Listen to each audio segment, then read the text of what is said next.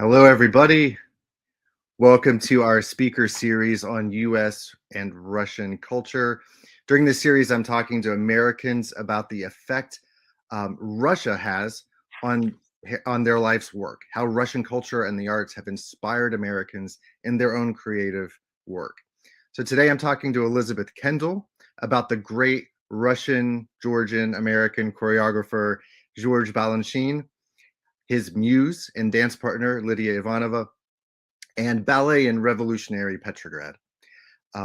This program is presented by the Washington-based Forum for Cultural Engagement in coordination with the American Center in Moscow and the U.S. Embassy in Moscow. Today's session will last 1 hour, and that includes time for question and answers. Go ahead and post your questions now, and I'll start looking at them, and we'll answer them as we get them or near the end of the show. If you're watching on the American Center's YouTube, contact and Telegram channels, please post your comments and questions that you would like to ask there, and I will get them. If you want Russian subtitles, please select closed captioning in Russian, and you can follow along with the Russian subtitles. And there'll be a link to a survey, as always, at the end for you to tell us what you think. So my name is Michael Beckelhimer. I'm joining you today from South Carolina. And let me introduce our guest, Elizabeth Kendall. Elizabeth Kendall is a friend. I'm very glad to see her again after many years.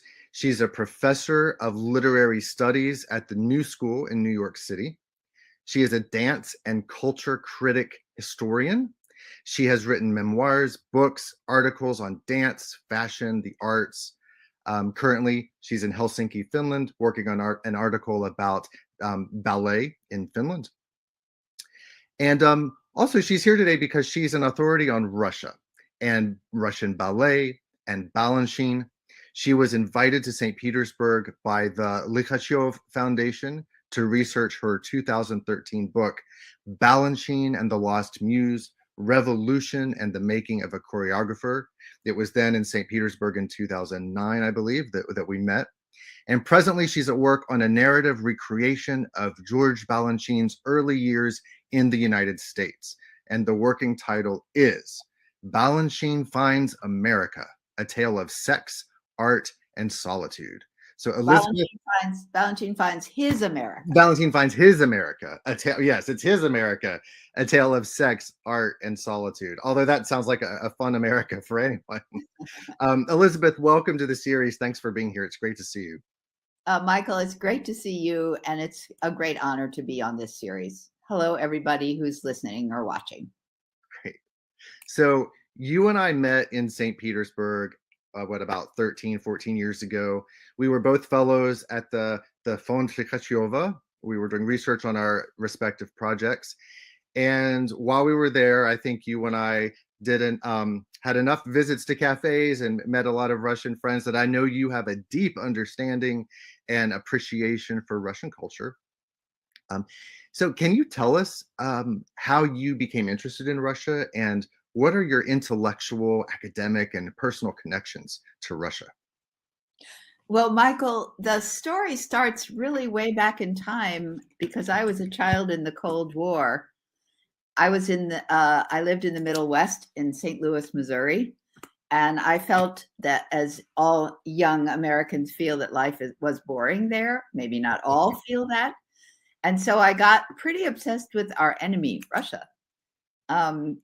Even younger than adolescent, I did believe that that the cattle rustlers were going to come and kidnap me and take me to Russia.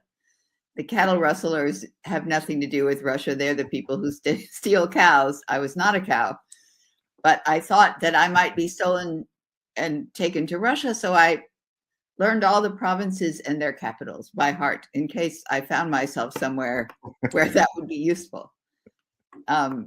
Yes. And then in 7th grade, I developed an obsession with Russian history. And I told all the people at summer camp all about Lenin and Khrushchev and the Kremlin and everything. So it's normal for an American to think about Russia, I think, because we were for so long in a pair. We were supposed to be opposite, but we're not that different. Mm-hmm. So it is from a young age it took hold. When did you first go to Russia? I first went to Russia in 1979 because I was working for a large foundation, a fund called the Ford Foundation, Hmm. and they were having a session in Salzburg, Austria. But I realized that that was as far east as I'd been, so I booked myself through Intourist into Moscow for a week, all by Wow, myself. that must have been quite an adventure. It was, How does a it, single person go to the Soviet Union with interest? Did you have a guide with you at all times? no, I didn't. I had to say which level, a luxury or ordinary. The ordinary was more money than I ever spent, but it was so exciting. And what you did, you went to the airport. You arrived in Moscow. You had no idea where you would stay, and you went to a desk where there was a long line of, I believe, red plastic phones, and women behind them talking madly on the phone. And they were saying into the phone, "Девушка, девушka." So I realized that perhaps Russian women ran the country. Great. We're going to come back to that theme.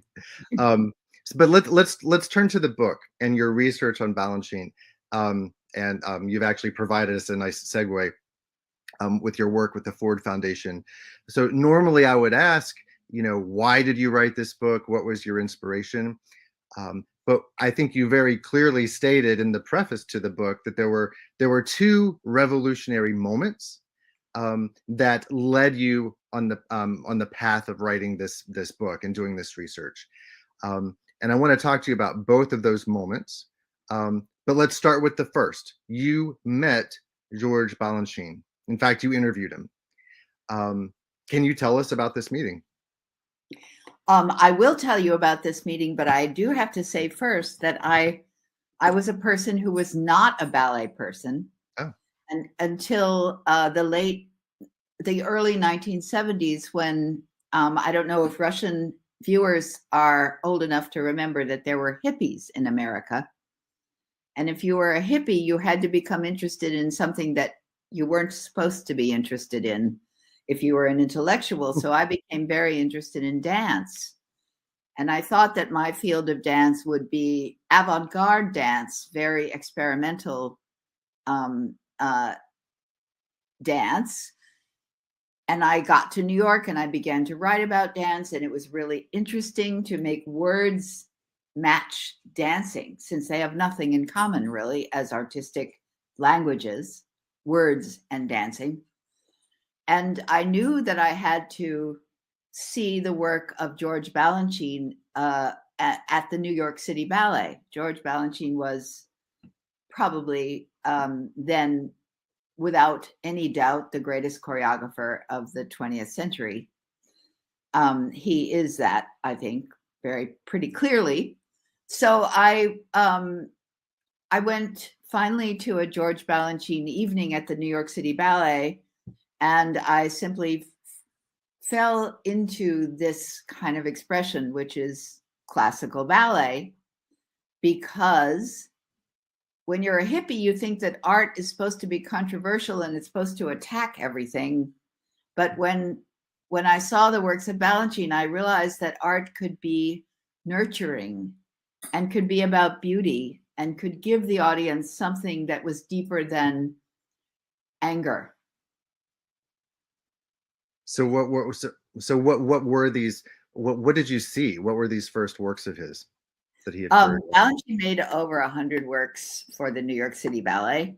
So they were some part of the repertory. One of the works, the one that I remember most clearly as my first Balanchine work, was called Raymonda Variations. It was Balanchine's taking the great score for a Russian classic story ballet called Raymonda, and he took part of the score, which is by Alexander Glazunov, a wonderful turn of the century, Silver Age Russian composer, and he made a series of little dances that go together in a big dance from pieces of that score. And it was so full of beauty and delight. And Glazunov has a special sound with harps and strings and flutes all mixing together. It sounded like heaven to me. It sounded like the sound of heaven. And the dancing was so exciting and so much about beauty and fragility that I realized that this was something I needed to go back to again and again. That's wonderful. And was there a moment when you sort of saw this melding of your interest and your love for Russia and Russian history and Russian culture with your love of dance, and now here you are, following this Russian choreographer who's choreographing dance to this beautiful old turn of the century Russian music? I mean, it all sort of came together in that. It kind of came together. He was George Balanchine, born in 1904 in St. Petersburg. He was half Georgian, but he always called his native country St. Petersburg. Mm-hmm. But he was also an American choreographer at that point. So I felt that he was speaking to me as an American.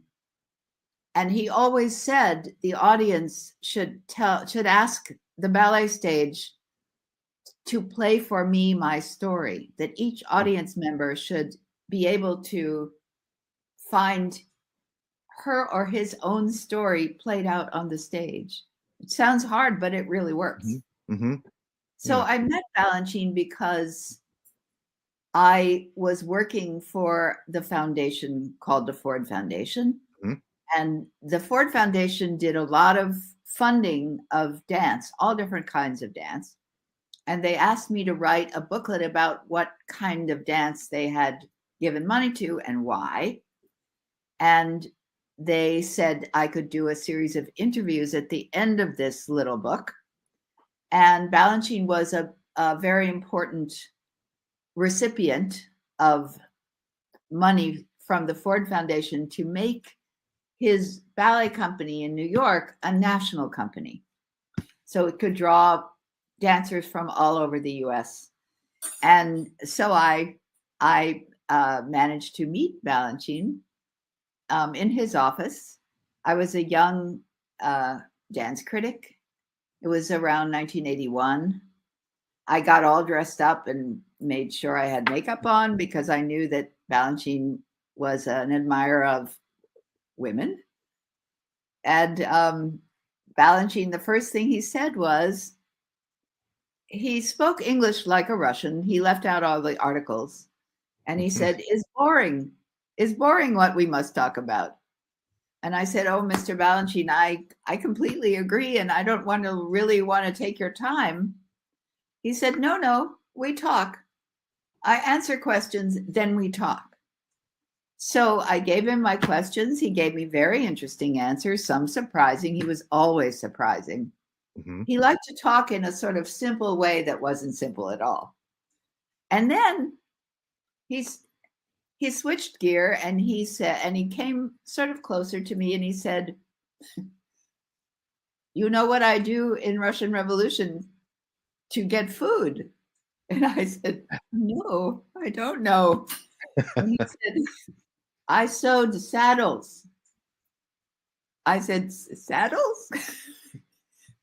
He began to tell me about how hard it had been in Petrograd after the revolution and what the kinds of things he did to keep alive.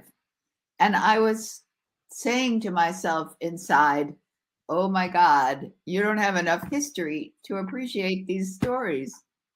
Right. And in a way, I wrote this book because I needed to fill in that history, maybe for him. Right. Because yes, you have all of these stories and you need to have the context around it. Yeah. But did you decide when did that point come that you decided you wanted to write this history? Well, I had written 4 books. 2 of them were memoirs. And when memoirists all know that when you write a memoir about yourself, at the end of it, you think, well, that's the end. There's nothing else to write. Mm-hmm. So I went through that period where I thought, what am I going to write about? And then I thought, I want to make a book for Mr. Balanchine to thank him for what his ballets have given me. And this was, Michael, this was such a crazy project. I can't tell you, because I thought, well, there have been books. There were two biographies then, and there was a book-length interview that a wonderful cultural historian called Solomon Volkov had done with Balanchine in his last years before he died. So I thought, what could I add? And I thought, well, I've been to Russia. I have a little Russian. And there's this mystery in Balanchine's story, which is the death of his classmate, Lydia Ivanova. That classmate was the most talented young ballerina after the revolution. She was creating a new style for a new kind of country. And Balanchine left Russia in 1924 when he was 20 with 3 other dancers. She was supposed to be the 5th member of that little company, but she died very strangely in a violent boating accident before they left. So she was a mystery. And I somehow wanted to know more about her. So you mentioned in your book this second revolutionary moment where you were face to face with this portrait of her, and can you tell us about that portrait and that moment and where you were in St. Petersburg and sort of how that impacted you or inspired you? Okay, so in the the Russian Academy of Ballet in honor of Agrippina Vaganova, which we call the Vaganova School or the Vaganova Academy, there was a museum on the first floor, and I'm sure there still is that museum. And it has pictures of and costumes and toe shoes from former dancers, the great dancers of song and story, Nijinsky, Karsavina, all of the dancers that have come out of the Mariinsky Theater, which became the Kirov, which then became again the Mariinsky. So in that museum, I noticed a big portrait of a dancer and I hadn't seen that portrait because it was hanging like above a door, but it was big. And I thought, who is that? And I got closer and I saw Lydia Ivanova and I thought, oh my God, this is Balanchine's classmate and dear friend who died at age 20. And here she is hanging in this museum. And I sort of felt very cold and warm and like there was a ghost in the room. But at this point you knew who she was. When you had talked to Balanchine in person and he was recounting these stories and how he survived hunger after the revolution, did he mention, how much did he share of Lydia's story? He didn't mention Lydia to me, and I wish I had asked him more about those years. I didn't have a context to know what questions to ask when he was telling me these stories. And Balanchine always knew his audience, and what he really knew was that his American audience didn't know anything about the Russian history that formed him. So he would rephrase his very, very tragic and strenuous history in a sort of fairy tale way. So I didn't know enough to ask him about Lydia Ivanova, but there was a historian at Harvard, John Malmstead, who had a friend in Russia early on, and he was interested in Lydia's story, and he asked his Russian friend to ask Mr. Balanchine. No, actually, the Russian friend asked the Harvard professor to ask Balanchine about Lydia Ivanova. And Balanchine was apparently shocked and surprised and very moved when he was asked what he thought, and said she was a very, very talented ballerina. And he never said that about anybody. Really? He would just say, "Хорошо," good. Mm-hmm. So, Or yeah. so that's how that story started to unfold. That so that through this Harvard professor, we were learning more about Balanchine's relationship with this.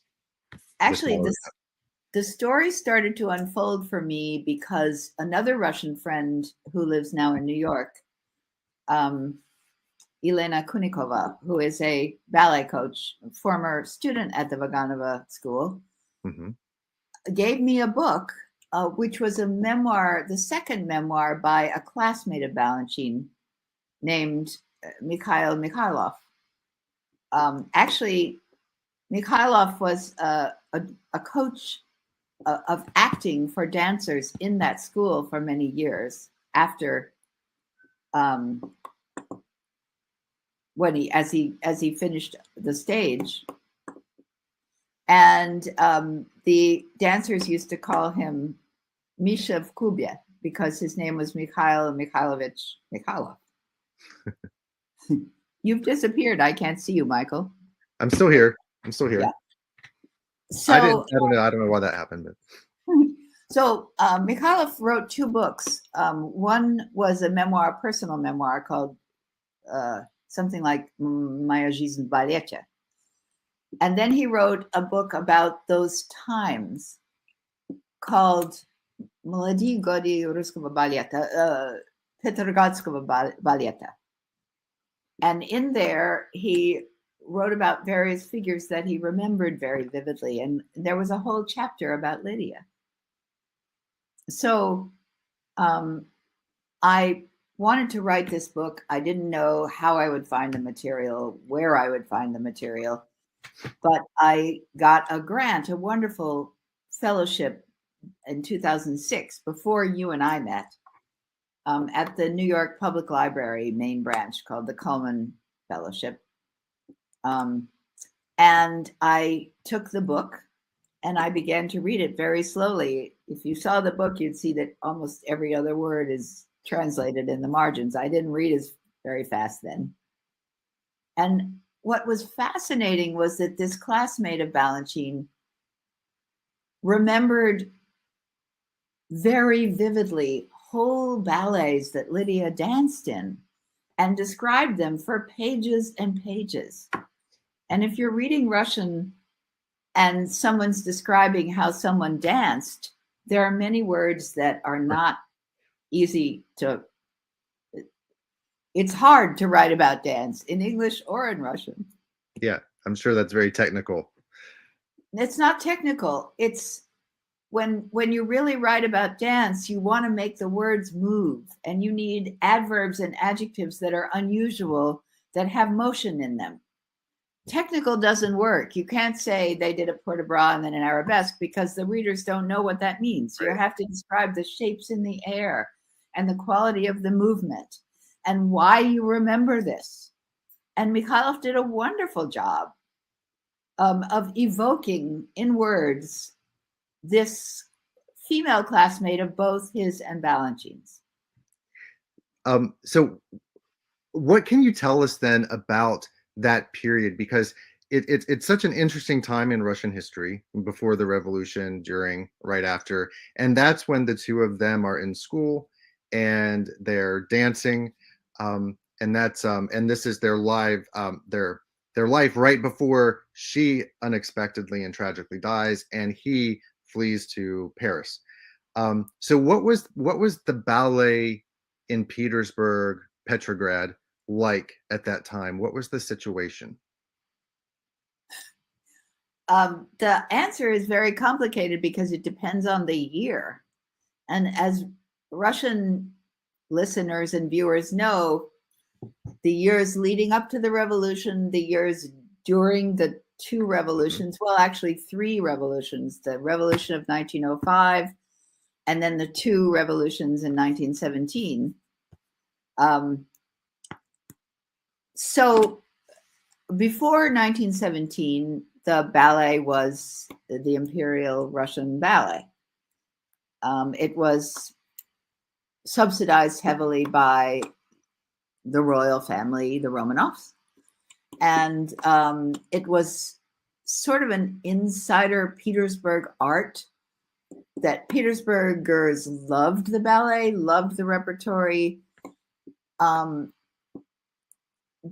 ballet was a strange combination of a center of the Petersburg demi-monde, which was a very like the Parisian demi-monde earlier. It was an alternative society where highborn men had mistresses and there were restaurants to serve them. And it was a very wonderfully colorful life, and it was not a proper life. Mm-hmm. And many highborn Russian men had mistresses who were ballet dancers. So the ballet at the Mariinsky was both a wonderful art that people understood its artistry, and it was a wonderful human market where men chose ballerinas to support and set up in an apartment and protect. They were their protectors. So that was before the revolution.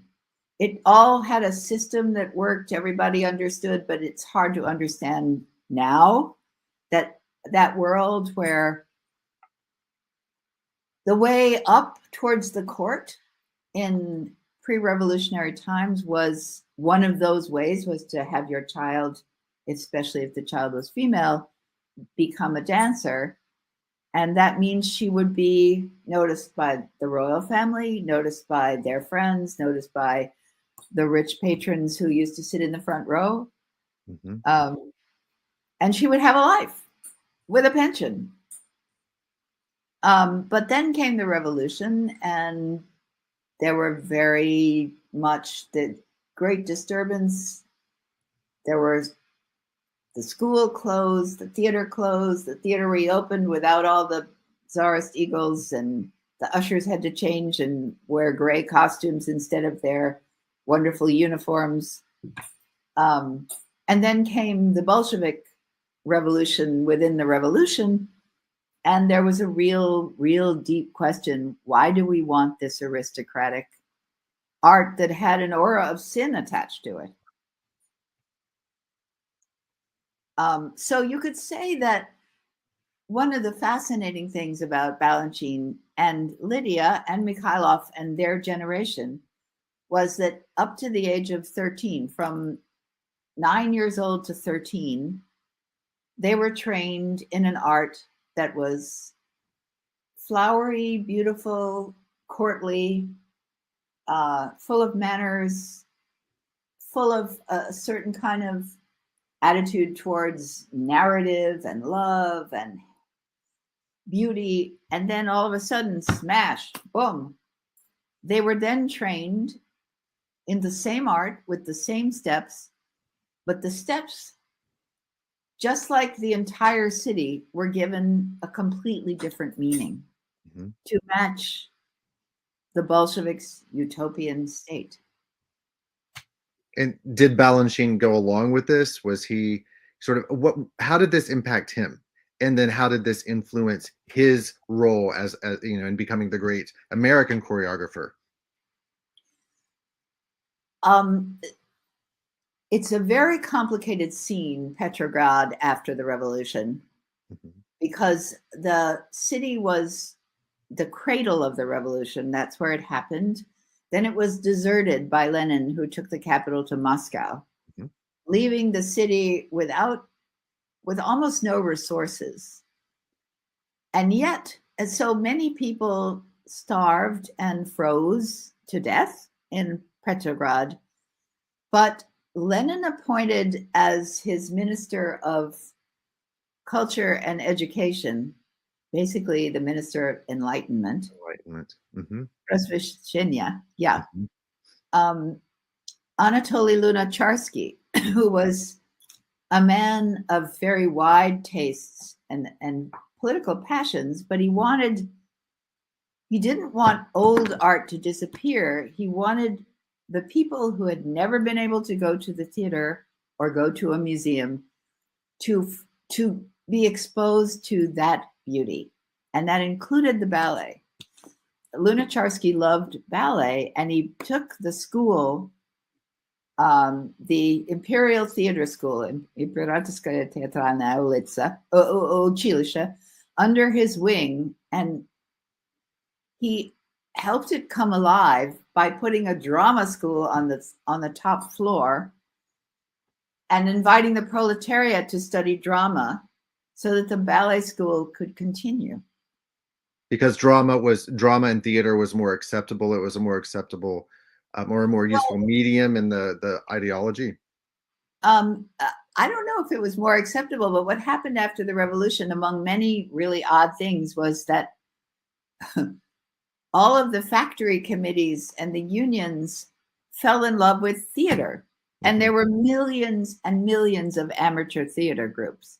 Everybody was interested in drama.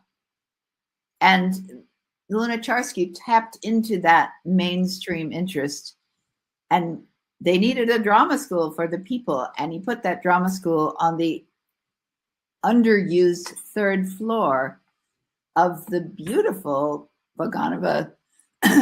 Well, now it's the Vaganova Academy, but it occupies one half of the famous Teatralnaya Ulica, which is now the Ulica Zolshevo-Rossi, named after its architect. It's an entirely symmetrical street. Everybody who knows St. Petersburg knows about this street because it's exactly as wide as it is high.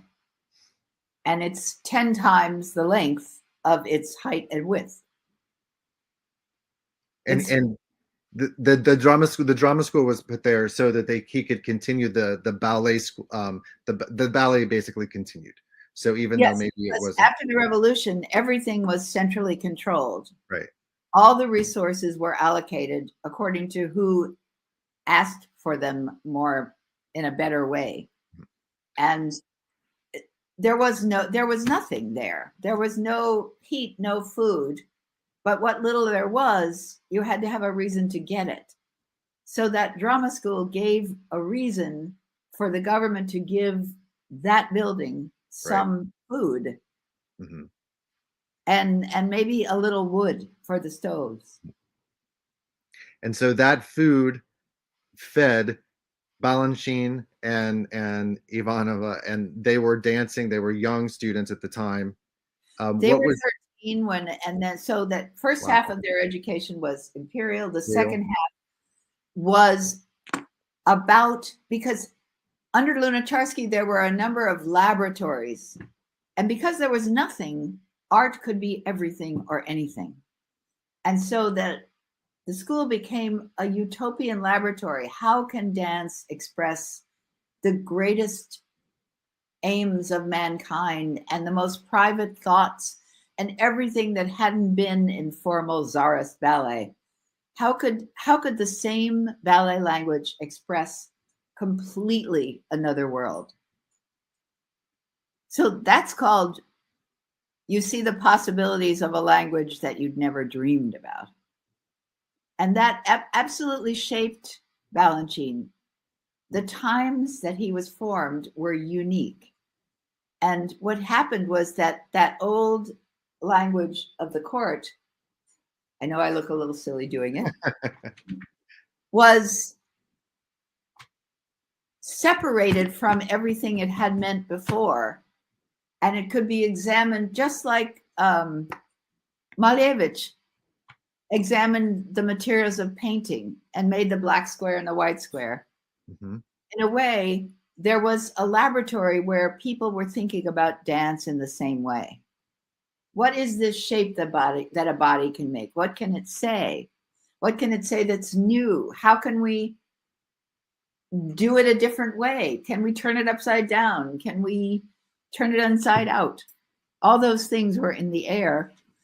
There was a whole school of people who were subsisting on tea made of twigs and sawdust bread, and they were making a new art. Just as an aside, a question did come in speaking about this art of dance. You also danced, if I'm not mistaken. I was a terrible dancer, and I started really late, and there was no hope for my body. Really, trust me, I'm a better dancer now than I was then. But I didn't want to leave the field. It was so fascinating to match it with words. Mm-hmm. And so I began to write about it. Mm-hmm. So why? So it sounds like such an interesting, fertile period for dance in Russia, early Soviet Union. This may be a naive question, but why did Balanchine leave? That's a great question. He used to say he left because he was so hungry and cold, and it was horrible. And really, if the St. Petersburg went through this terrible trauma twice. Once after the revolution, after World War I, and the other time in the blockade of World War II, mm-hmm. where there was no food and there was no heat. And it's a northern city. And when you can't ever get warm, many of Balanchine's fellow students developed tuberculosis. They all had boils all over their body from malnutrition, sores, and they were dancing on pure spiritual energy. Why did he leave? I don't know if he meant to leave forever, but to add to the complications of life after the revolution, Lenin realized that he would lose the state if he didn't let in some capitalism, because everybody was starving and dying. And so he introduced what we know as the new economic program, mm-hmm. which then was renamed the NEP. And the NEP enabled Petersburg to become the bad old city again, and have gambling casinos and nightclubs. And Balanchine left because a singer from the Imperial Theaters lost his voice and became a croupier at one of the 3 government-sponsored casinos. And he was making a lot of cash, and he had nothing to spend it on. So he decided to take a group of dancers out to the West for the summer. And he did that. And then they never went back. They ended up in Paris. They went to Berlin first. They went to Berlin. Mm-hmm. They performed for the emigre community in Berlin, which in 1924 was just beginning to move en masse to Paris. They got a terrible review from the emigre community because they were too experimental. Right. The emigre community was expecting the old style of Russian ballet. Something like that, yeah. And Lydia was supposed to go with them.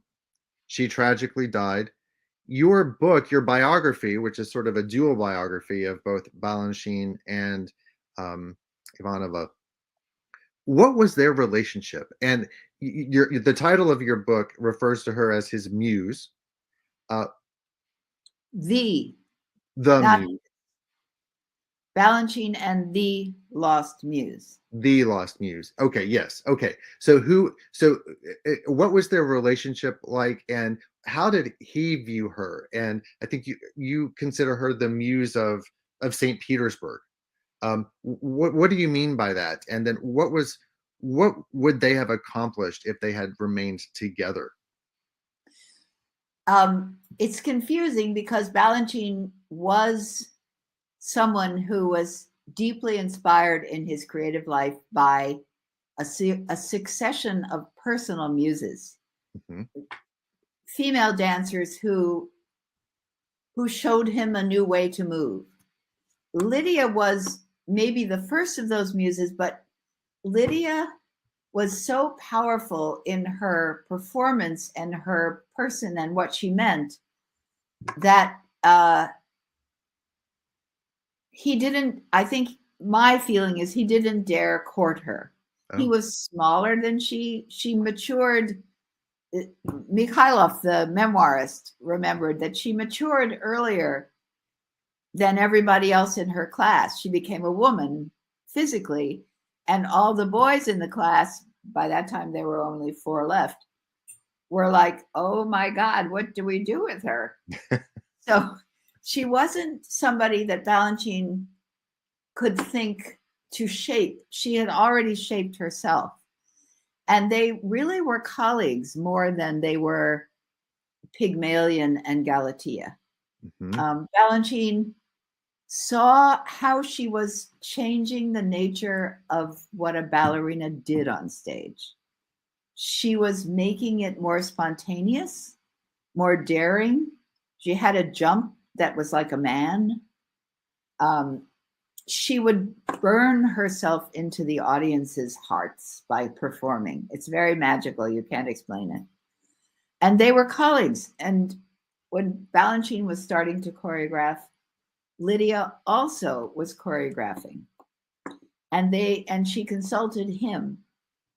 And they had the school had a wonderful director named Oblakov, who had been exiled by the revolution of 1905, as had most of the school's staff after the revolution. They'd returned to be part of the new ballet. And Oblakov was somebody who was really interested in choreographers, and he would find music for people and suggest that they make a piece to this. So they were working side by side. He sometimes worked with her. He would make a duet and she would perform it with him. But she also made an eerily powerful solo called Valse Triste, and it was to the Sibelius music of Valse Triste. It had her dying at the end before she died. So many of my colleagues have said she wasn't really a muse of Balanchine. She was a muse of the whole city. People would go to Pavlovsk. They would follow her to see just her. They would come to the theater to see just her. They would surround the train car where she was going home from Pavlovsk, which was a theater in the train station. The theater in the train station? Uh-huh. It was like a winter garden. Right. What but this was sort of, this isn't unexpected, right? I mean, there were the Russians would, come out, or the dance loving audiences would come out and celebrate a ballerina. What was different about her? Well, first of all, the audience had completely changed, because the audience for ballet after the revolution was the people, the workers. Mm-hmm. They came to the theaters, and the theaters had no heat. They came all bundled up. They didn't know what ballet was. They kept asking each other, when are they going to start to speak? But then they learned what ballet was, and Lunacharsky's wish came true. They saw all the old, completely crazy Zara spectacles. This, not only the Sleeping Beauty in Swan Lake, but La Bayadere, which is set in an Indian temple. They saw all these, and they were the new audience, and they probably took these stories completely to heart. And what Lydia did was she, dance is a funny art. Mm-hmm. Something happens with the music, with the greatest of performers, where the music and the dancer merge, and they flood your senses completely. The music and the dancing is one thing, and there's nothing else in the world. And it is the most beautiful thing when that happens, but it happens rarely. It's a great gift to take the music in your body so that it's at one with you. And that's what she did. Apparently. That's how she's remembered by a whole series of memoirists. So then let's jump to the US, because we know that Balanchine's influence in American ballet is huge. What did he bring with him to the United States, and sort of, from this work in Petrograd and this collegial collaboration with Lydia? How did that influence his choreography and his the work he did in creating ballet in America? Well, he brought in his body this double training of imperial and revolutionary. And he brought a sense of a real, a deeply personal urge to make steps using this vocabulary to different kinds of music. And he happened to be invited to America by a young man younger than him who had seen Diaghilev's Ballet Russe, which was a really important part of modernism in Europe, both Art Nouveau and later Art Deco modernism. Mm-hmm. The Russian ballet was made of exiled Russians. They had no passports. They were a country in themselves. And the young American, whose name was Lincoln Kirstein, had seen this company. Anybody in Europe who was an intellectual had been to the Russian ballet. Virginia Woolf loved the Russian ballet. All the Wagnerians embraced the Russian ballet. It was a thing in Europe. And so Lincoln Kirstein dreamed of having a ballet that would be an American ballet. And there were schools in America that taught classical dance, because classical dance came not from Russia, but it originated in France and Italy and the Italian and French courts. And then it spread all over Europe in the 19th century. And Russia then sort of bought it wholesale. So it wasn't just Russian. But people who love ballet realize that you can have total theater. You can have decor, costumes, music, and dancing. And it's the Western, it's like classical language. It's like a complete language in itself that's accrued over the years by people thinking about bodies and how they look on stage and how they can transmit emotional information. So nobody had applied Americans' themes to that vocabulary, or nobody had used that vocabulary to speak about the nature of the US. And Lincoln Kirstein, this Harvard student, he was just out of Harvard, dreamed of this. He was a big dreamer. And he wanted to find a Russian who would do this, who would come to America and make us a ballet. And he found Balanchine and brought him to the US in 1933. And then they couldn't start a company because it takes a lot of money to start a ballet company. Nobody was a czar in America.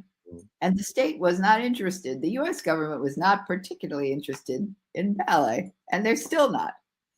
But it took a lot of years. It took about 13 years of starting a company and then failing and starting a company. But they had a school.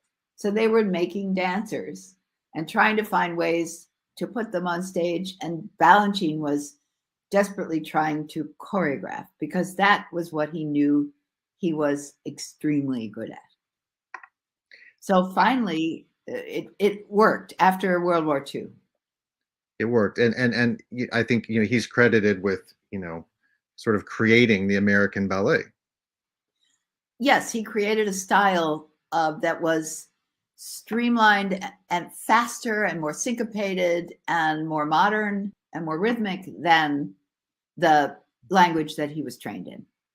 And let me ask you this, because one of the things in your book that was really interesting that you mentioned is that Balanchine was expecting female inner lives to surface in his choreography.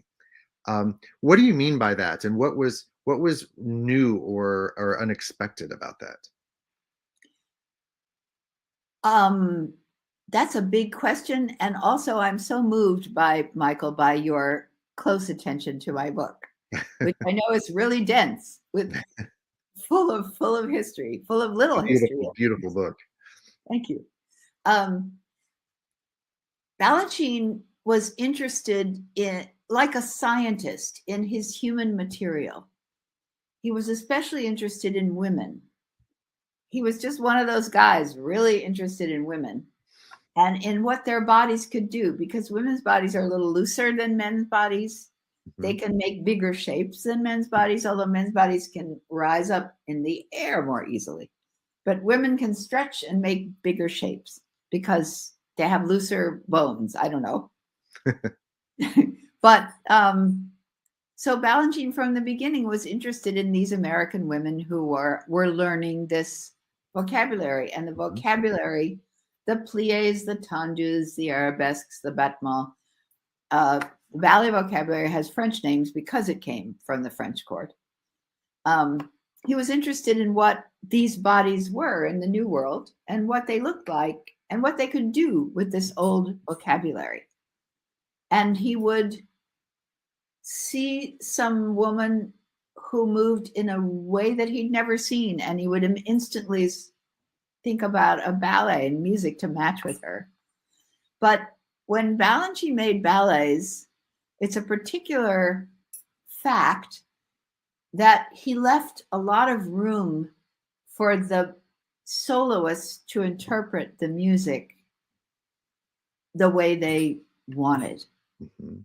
So there's like an element of daring and risk and improvisation, even though the steps are set. They're not like the swans in Swan Lake where everybody is standing exactly the same way and making the same line. There are these, if you're doing a gesture, you can do it slow. You can do it quick and then slow. You can do it slow and then quick.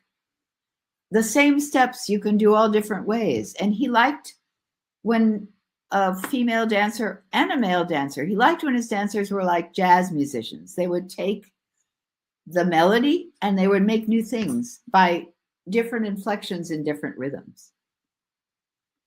And when you see a Balanchine ballet, when the principal dancers, the soloists, are not particularly daring, the thing falls flat. It depends on the personalities who are animating it. Mm-hmm. And I think he was really almost perversely interested to see what they would do. He would give them the framework and they would take it on from there. And really create a new piece of art. Exactly. Every performance was a new piece of art. And he was trusting people who are younger than most people who become artists. Mm-hmm. It's a very fragile art because you, the young dancer, have to accept that you're the center stage, that everyone's going to watch you. You have to let them watch you.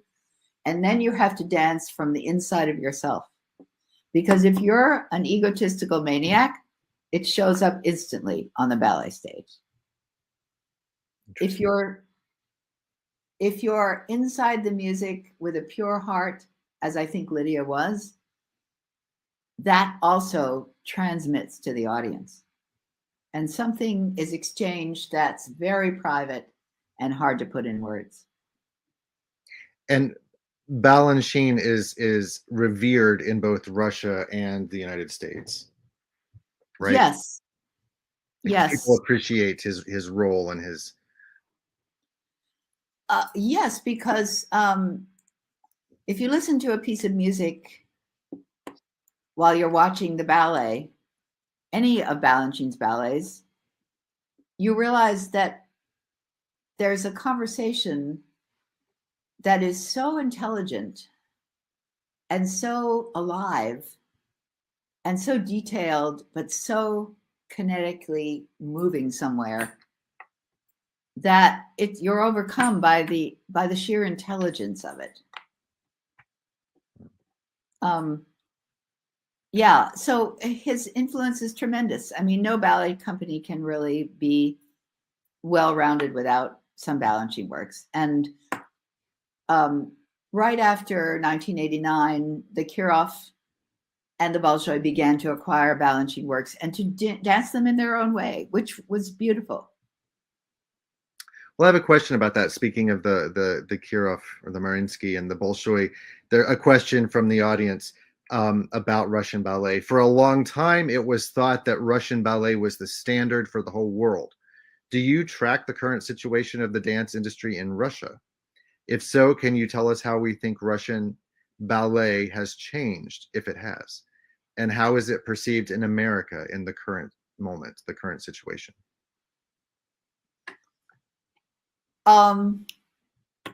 It's a really complex question. Russian ballet has remained a tremendous force in the world in the art of ballet.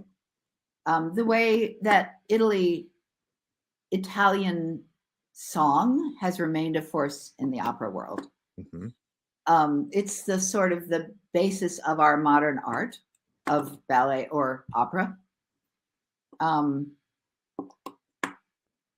The ballet survived partly because of Lunacharsky, Lenin's cultural minister, but also partly because Stalin made it an official state art. So a lot of resources went into those companies, even more into the Bolshoi than the Kirov. And they were formidable training systems and performance systems with the old repertory. And the training is still formidable. I just watched the Helsinki International Ballet Competition, and the Russians weren't there because of the current situation. But there were some Finns trained at the Vaganov Academy, and you can see how beautifully trained they are. Yeah, but when the Russian companies first acquired Balanchine, they had a hard time because Balanchine privileges the music over everything. There's a habit in Russia, or there was, called conducting from the stage. The dancer signals the conductor what tempo we're gonna do it in, and Balanchine gave the primary determining voice to the conductor. The dancers follow the conductor. So I remember rehearsals where the dancer was like, I can't do this, it's too fast. And actually the pianist would slow down, and a very heroic ballerina of the Kirov, Tatiana Terkova, would say, no, we have to do it this fast. We have to, don't slow down for me. And I watched them taking this into their body, and it was really exciting. That's beautiful. Yeah. What is it like for you when you're in St. Petersburg? I think about all of the work you've done there, the research you've done there. You've sort of infused your soul, I'm sure, with all of these stories and this history of Balanchine and Lydia and the ballet. And what is it like for you on a personal level to walk the streets of St. Petersburg and go past these esteemed schools and ballet companies and theaters? Tell us a little bit about your Petersburg. Well, first of all, I miss it with just a desperate sorrow right now, because I can't go there. I don't want to, but I miss the city. And so many times I've come to the city, often on the train from Helsinki, but not always. And I feel that same Cold War excitement. I'm behind enemy lines and I'm at home. And the city, as everyone knows who's ever been there, is one of the most beautiful in the world.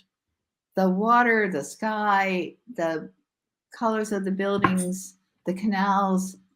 And if you have the the luck of having an ear for language, and then you feel like you're inside the fabric of some place that is both mysterious and familiar.